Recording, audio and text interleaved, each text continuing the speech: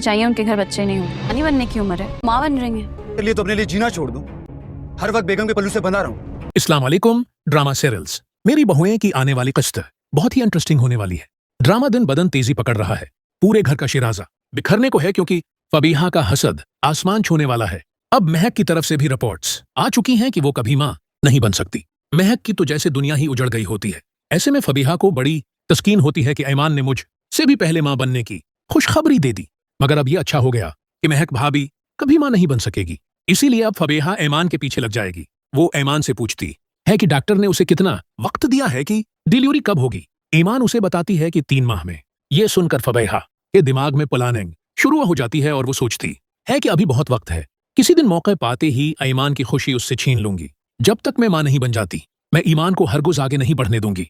महक भाभी तो वैसे भी बंजर जमीन की मानंद हो चुकी हैं, इनसे मुकाबला करना फजूल है। अब ईमान की जिंदगी में बहुत बड़ा तूफान आने वाला है और ड्रामा मजीद खतरनाक मोड़ पर दाखिल होने को है।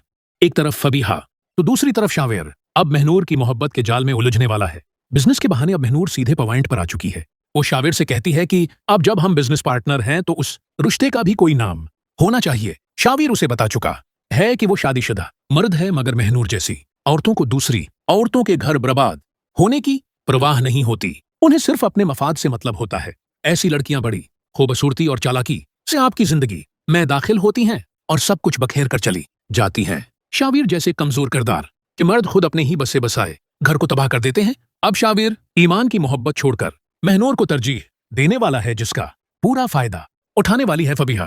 वो शावेर के आने वाले फैसले को तबाह करने के लिए आग पर तेल डालकर ईमान को छत पर भेजेगी ताकि ऐमान का पैर फसले और बच्चा दुनिया में आने से पहले ही खत्म हो जाए। उसके बाद शावेर ईमान से बदगुमान भी हो जाए। गा और दोनों के रिश्ते को जोड़े रखने की आखिरी उम्मीद टूट जाएगी। फिर शावेर ऐमान को घर से निकलने पर मजबूर कर देगा। दूसरी तरफ फबीहा अपनी मां से नाराज है कि जब इन्हें उस उम्र में नानी बनना चाहिए था वो खुद मां बन रही हैं। ये अल्लाह की नामत है कि वो जिस उम्र में चाहे औरत को औलाद दे और जिसे चाहे महरूम कर दे। मगर फबीहा जैसियों का हसद उन्हें ले डूबता है। जब उसके अनलोज को ये खबर मिलती है तो वो कहते हैं कि हम मिठाई लेकर तुम्हारे वद्दीन के घर जाएंगे। ये सुनकर फबीहा का गुस्सा आसमान को छूने लगता है और वो ऐमान पर ही सारा गुस्सा निकालती है।